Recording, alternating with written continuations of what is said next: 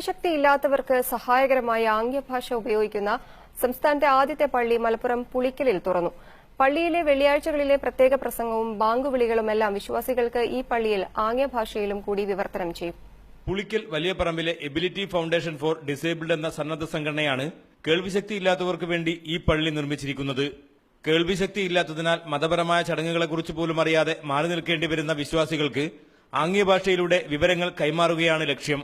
പള്ളിയിലെ വെള്ളിയാഴ്ചയിലെ പ്രത്യേക പ്രസംഗമായ കുത്തുബ ആംഗ്യഭാഷയിൽ കൂടി കേൾവിശക്തിയില്ലാത്തവർക്ക് വേണ്ടി കൂടി നടത്തും. ബാങ്കുവിളികളുടെ സമയത്ത് ആംഗ്യഭാഷയിലൂടെ വിശ്വാസികൾക്ക് ഇതു സംബന്ധിച്ച വിവരം കൈമാറും. ബാങ്കോ പ്രസംഗങ്ങളോ പ്രഭാഷണങ്ങളോ കേൾക്കുന്ന സ്ഥലങ്ങളിലൊക്കെ അവരിതൊന്നും അറിയാത്തവരായിട്ട് ഇങ്ങനെ നിൽക്കുന്ന ഒരവസ്ഥയിൽ നിന്ന് അവരുടെ ആഴ്ചയിലുള്ള ജുമ്മ കുത്തുബകൾ അവർക്ക് മനസ്സിലാക്കുന്നത് അവരുടെ കണ്ണിലൂടെ ആംഗ്യഭാഷ കണ്ടുകൊണ്ട് മറ്റുള്ളവർ ചെവിയിലൂടെ കേട്ടോ മനസ്സിലാക്കുന്നത് പോലെ മനസ്സിലാക്കാനുള്ള സംവിധാനം അവർക്കും ആവശ്യമാണ് എന്ന ഒരു ബലമായ ഒരു അഭിപ്രായത്തിന്റെ പിറകിലാണ് ഇത്തരം ഒരു സ്ഥാപനത്തിൽ ഇങ്ങനെ ആംഗ്യഭാഷ ആരംഭിച്ചത്. KNM സംസ്ഥാന പ്രസിഡന്റ് TP അബ്ദുള്ളക്കോയ മദനിയാണ് പള്ളി ഉദ്ഘാടനം ചെയ്തത്.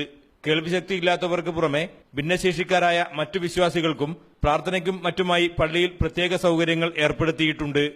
ഏഷ്യാനെറ്റ് ന്യൂസ്, മലപ്പുറം.